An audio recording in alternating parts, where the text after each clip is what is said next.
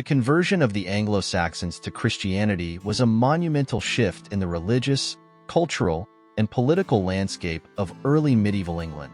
This transformation, spanning from the late 6th to the 8th centuries, was marked by strategic missionary efforts, the influential roles of key figures like Augustine, Queen Bertha, and King Ethelbert, and the establishment of monastic centers. These changes not only brought new religious beliefs, but also introduced new concepts of kingship, law, and cultural expression. The process faced significant challenges, including resistance from pagan elements and the external threat of Viking invasions. This essay explores the complexities and impact of the Christianization of the Anglo-Saxons, highlighting the enduring legacy of this pivotal period in English history. Part 1. The Pre-Christian Anglo-Saxon World. Religious Beliefs and Practices. Before the spread of Christianity, the Anglo-Saxons practiced a polytheistic religion with a pantheon that included deities such as Woden, the god of wisdom, war, and death; Thor, the god of thunder and storms; Tiw, associated with law and heroic glory; and Freya, the goddess of fertility, love, and beauty. These gods were integral to the Anglo-Saxon worldview, influencing various aspects of life from warfare to agriculture. The worship of these deities involved rituals and sacrifices conducted at sacred sites like groves, springs, and standing stones, which were believed to be inhabited by spirits. The religious practices of the Anglo-Saxons were closely tied to the natural and social order. The changing seasons, marked by festivals such as Yule and Midsummer, were celebrated with rituals aimed at ensuring fertility, prosperity, and protection. Religious leaders, including priests and seers, played crucial roles in conducting these rituals, offering sacrifices and interpreting omens. They acted as intermediaries between the gods and the people, guiding the community in both spiritual and practical matters. Archaeological finds, such as the Sutton Hoo burial site, provide valuable insights into the religious and cultural practices of the pre-Christian Anglo-Saxons. The Sutton Hoo site, with its richly adorned ship burial, reflects a blend of pagan and early Christian elements. The burial included items such as weapons, armor, and ceremonial objects, indicating a belief in an afterlife where the deceased would continue their warrior lifestyle. The presence of Christian symbols alongside pagan artifacts suggests a transitional period where elements of both belief systems coexisted. Social and political structures. Anglo-Saxon society was structured hierarchically, with the king at the top, followed by noble warriors, thanes, free peasants, ceorls, and slaves. The king's role was both political and religious, often perceived as a figure endowed with divine favor, which legitimized his rule. This belief in divine kingship was crucial in maintaining social cohesion and legitimizing the authority of the ruling elite. Kinship played a central role in Anglo-Saxon social organization. Extended families, or kin groups, were the primary units of social structure, providing support and protection for their members. This kinship system was reflected in the laws and customs of the time, which emphasized loyalty, honor, and retribution. The concept of wergild, or man price, was a key aspect of Anglo-Saxon law, representing the value of a person in monetary terms. This system provided a means of compensation for injury or death, helping to prevent cycles of revenge and maintain social order. The warrior ethos was deeply ingrained in Anglo-Saxon culture. Bravery, loyalty, and honor were highly valued, and the King's Hall was a central place where these values were celebrated and reinforced. The hall served as a place for feasting, storytelling, and the administration of justice. It was also a symbol of the king's wealth and power, showcasing the treasures and gifts that were distributed to loyal followers.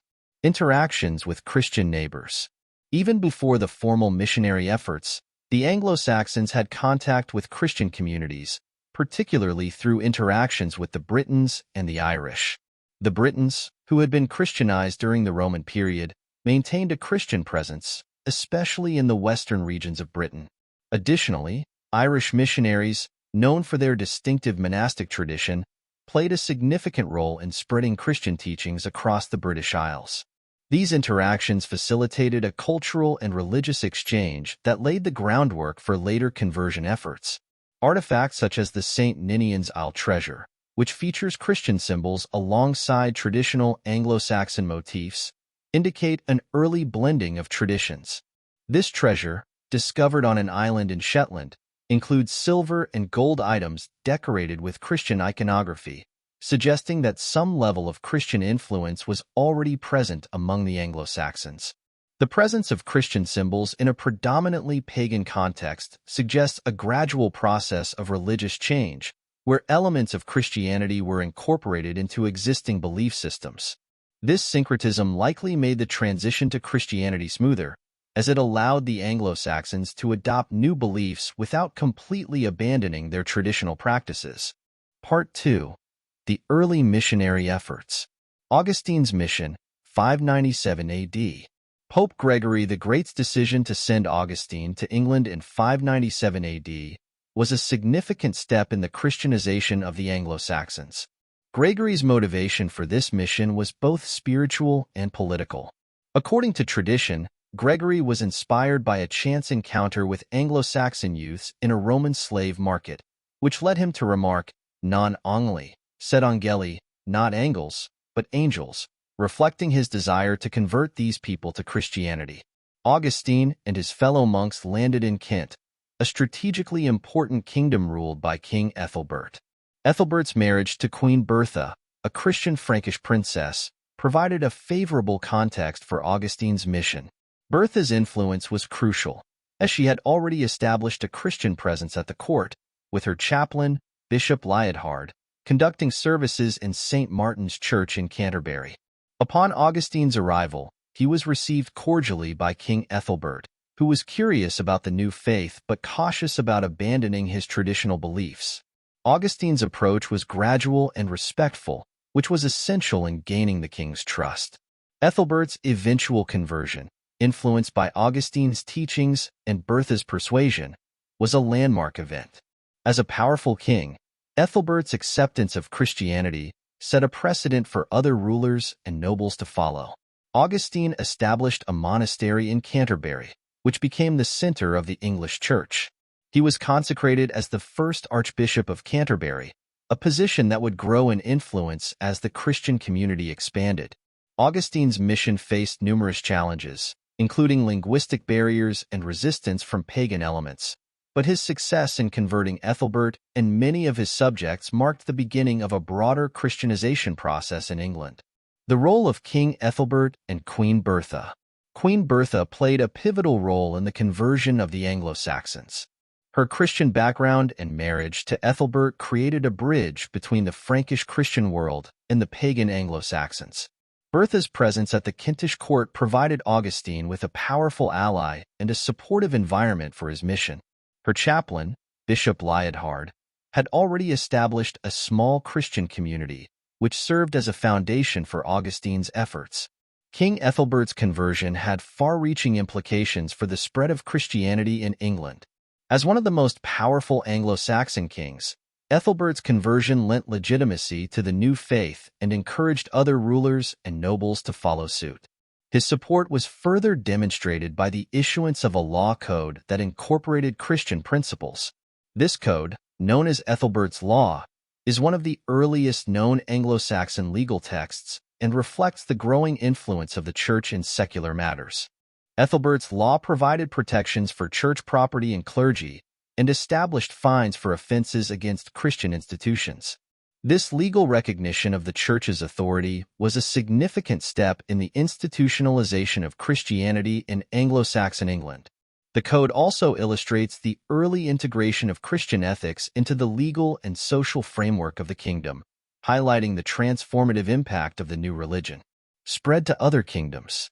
The conversion of other Anglo-Saxon kingdoms often followed a similar pattern, with royal conversions leading to wider acceptance among the populace. In Northumbria, the marriage of King Edwin to Ethelbert, a Christian princess from Kent, played a crucial role in his eventual conversion. The missionary Paulinus accompanied Ethelbert to Northumbria and became a key figure in the region's Christianization. King Edwin's conversion was marked by a dramatic public declaration of faith, followed by a mass baptism of his court and subjects. This event was influenced by political considerations, as alignment with the Christian Kentish kingdom offered strategic advantages. Edwin's conversion was also facilitated by a series of visions and miracles, which convinced him of the truth of the Christian faith. The spread of Christianity in Northumbria was further consolidated by the efforts of Irish missionaries, such as Aidan, who established the monastery of Lindisfarne. Lindisfarne became a center of Christian learning and missionary activity, playing a crucial role in the further spread of Christianity in northern England. The monastery produced important religious texts and trained a new generation of Christian leaders. The Synod of Whitby in 664 AD was a significant event in the history of the English Church. The Synod was convened to resolve differences between Roman and Celtic Christian practices, particularly concerning the calculation of Easter. The decision to adopt the Roman method was pivotal in unifying the English Church and aligning it more closely with the broader European Christian community. This decision helped to standardize Christian practices across the Anglo-Saxon kingdoms and facilitated greater cohesion within the Church. Part 3. The role of monasticism. Foundation of monasteries. Monasteries were central to the Christianization of Anglo-Saxon England, serving as hubs of religious, cultural, and intellectual life. The establishment of monasteries like Lindisfarne, Jarrow, and Wearmouth played a crucial role in the spread and consolidation of Christianity. These institutions were not only centers of worship but also places of learning, where monks and nuns copied manuscripts, produced religious texts, and educated new converts. The foundation of monasteries often involved significant support from local rulers, who provided land and resources. This support was part of a broader pattern of patronage, where the church and the monarchy formed a mutually reinforcing relationship. Monasteries also played a key role in the economy, engaging in agricultural production and trade, which further integrated them into the social fabric of Anglo-Saxon society. The establishment of monastic communities was instrumental in the preservation and transmission of knowledge. Monks and nuns engaged in the copying and illumination of manuscripts, preserving not only religious texts but also works of classical antiquity.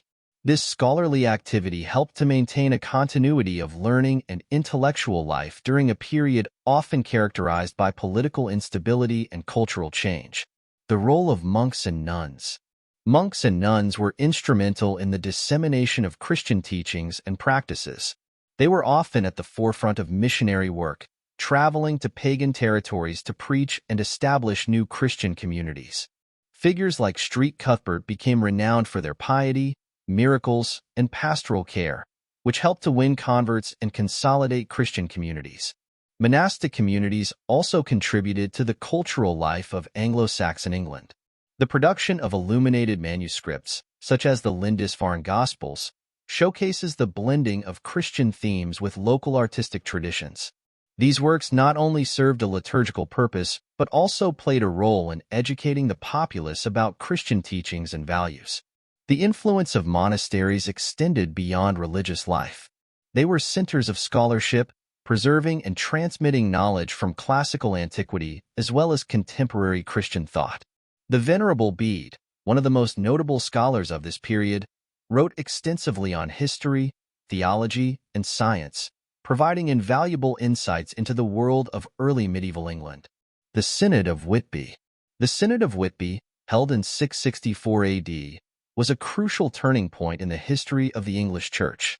The Synod was convened to resolve differences between the Roman and Celtic Christian traditions, particularly concerning the calculation of Easter and the tonsure, the style of haircut worn by monks.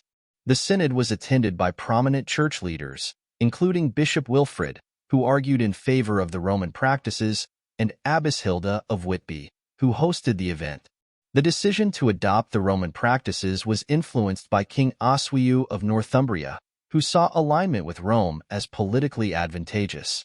The outcome of the Synod not only resolved doctrinal disputes, but also helped to unify the English Church under Roman authority. This unification facilitated greater cohesion and cooperation among the Anglo-Saxon kingdoms and strengthened the connection between the English Church and the broader European Christian community. Part 4. The integration of Christianity into Anglo-Saxon society. Christianity and the Anglo-Saxon kingship. The introduction of Christianity brought new concepts of kingship and governance to Anglo-Saxon England. The idea of divine kingship, where the king was seen as God's appointed ruler on earth, became a central aspect of political authority. This concept was reinforced through the anointing of kings, a ritual that imbued their rule with sacred legitimacy and aligned them with biblical figures like King David and King Solomon. The Church's endorsement became an essential aspect of royal authority, providing spiritual justification for the king's rule. This endorsement was reflected in various aspects of governance, including the issuance of laws that incorporated Christian principles and the establishment of ecclesiastical courts. The Church also played a role in mediating disputes, advising rulers, and providing moral guidance, thereby integrating into the broader framework of governance. Development of church structures. The organization of the English Church mirrored the hierarchical structure of the Roman Church. The establishment of dioceses and the appointment of bishops were critical in creating a coherent ecclesiastical framework.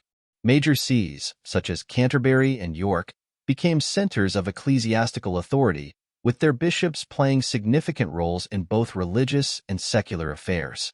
Bishops were often key advisors to kings, involved in diplomatic missions, and sometimes even in military matters.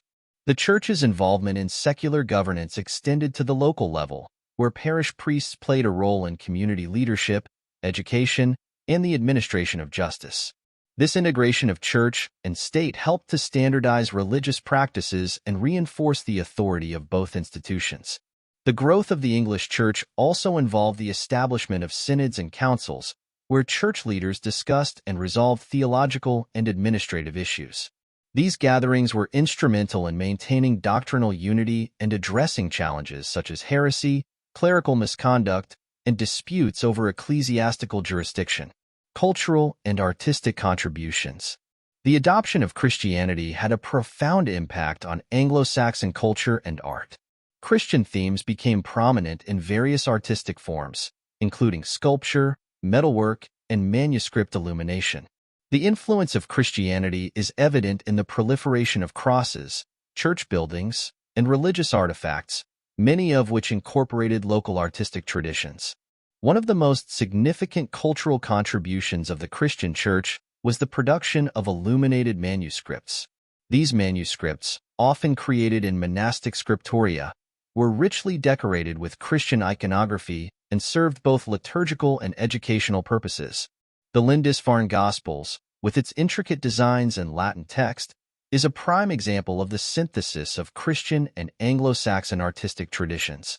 Christianity also influenced Anglo-Saxon literature, with religious poetry and prose becoming prominent genres. Works like The Dream of the Rood, which blends Christian theology with heroic Anglo-Saxon themes, reflect the fusion of the new faith with existing cultural elements. The Church's role as a patron of the arts helped to foster a cultural renaissance that preserved and transmitted knowledge, both religious and secular. Part 5. Challenges and conflicts. Resistance and reversion to paganism. The process of Christianization was not without resistance. Some Anglo-Saxon rulers and communities were reluctant to abandon their traditional beliefs and practices. This resistance was often rooted in cultural identity, political considerations, and a deep attachment to the old ways. Notable examples include Pinda of Mercia, who remained a staunch pagan and often clashed with Christian rulers. Reversion to paganism was a recurring issue, particularly in regions where the Church's influence was weaker. The persistence of pagan practices, such as the veneration of sacred trees and stones, the use of amulets, and the celebration of traditional festivals, indicated a syncretic blending of old and new beliefs. The Church's response included both persuasion and coercion, using sermons, laws, and occasionally force to suppress pagan practices. The Church also faced internal challenges, such as disputes over the proper conduct of clergy, the administration of sacraments, and the regulation of monastic life. These challenges required ongoing efforts to maintain discipline, doctrinal purity, and the integrity of ecclesiastical institutions. Viking invasions and Christian resilience. The Viking invasions of the 8th and 9th centuries posed a severe threat to the Christianized Anglo-Saxon kingdoms. The Norse invaders, who adhered to their own pagan beliefs, targeted monasteries and churches, which were often wealthy and poorly defended. The destruction of monastic centers like Lindisfarne and Jarrow disrupted the ecclesiastical infrastructure and posed a challenge to the continuity of Christian life and learning. Despite these challenges, the Anglo-Saxon Church demonstrated remarkable resilience. Figures like King Alfred the Great played crucial roles in defending Christian territory and revitalizing the Church. Alfred's reforms included the establishment of fortified towns, baths, the promotion of education, and the translation of religious texts into Old English. These efforts helped to preserve Christian teachings and ensure the Church's survival during a period of external threats. The Church also adapted to the new political realities, often negotiating with Viking leaders and converting them to Christianity. The conversion of figures like Guthrum, a Viking leader who was baptized and took the Christian name Athelstan, illustrated the Church's flexibility and ability to integrate new converts into the Christian community. Conclusion. The conversion of the Anglo-Saxons to Christianity was a transformative process that reshaped the religious, cultural, and political landscape of early medieval England. This transformation was marked by the strategic missionary efforts of figures like Augustine, the influential roles of Queen Bertha and King Ethelbert, and the establishment of monastic centers that served as hubs of learning and spirituality. The integration of Christianity into the social and political fabric of Anglo-Saxon society brought new concepts of kingship, law, and governance, and fostered a cultural renaissance that left a lasting legacy. Despite challenges, including resistance from pagan elements and the external threat posed by Viking invasions, Christianity became deeply embedded in Anglo-Saxon culture. The resilience of the Church, the adaptability of its leaders, and the support of the monarchy were crucial in ensuring the success of the Christianization process. This period laid the foundations for the medieval English Church and had enduring impacts on the development of English identity and culture. Thanks for listening. Don't forget to like and comment, and please subscribe for more adventures back in time to the Middle Ages. See you next time and stay curious.